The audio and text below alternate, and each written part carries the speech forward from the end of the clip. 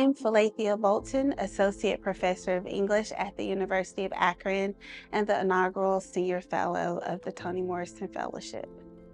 At first, I was overwhelmed by the magnitude of being the first person to receive this fellowship. However, after those feelings subsided a bit, I started to really think about what it is like to be someone who is part of this larger story that involves Toni Morrison.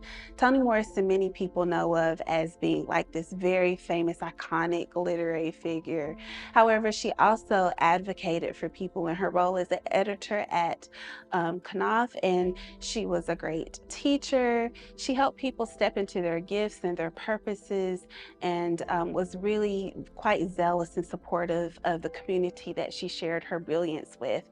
Part of me thinks she would be quite excited to know that someone who is not quite as well known is being shepherded and supported in doing works that involve her at this stage, even if it's posthumously. So I'm quite honored and happy to be someone who is receiving the fellowship and to be the first.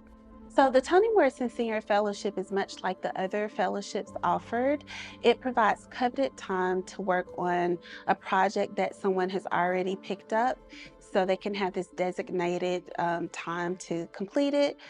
And also it gives you time if you want to do something brand new to just kind of give shape to your project and wrap your mind around some questions you are pursuing. When I first proposed my project, my idea was to return to my dissertation and to revise it for publication. Now I'm working on an adjacent project that looks at the ways in which readers, scholars from the continent of Africa have discovered Toni Morrison and found resonance with her works. I'm actually able to interview a few of my colleagues that I've met here at the Africa Institute and get their words into this project, so I'm really excited about that. Inaugural events for the Toni Morrison Senior Fellowship will begin on February the 28th. They will feature 2 screenings of films that involve Toni Morrison.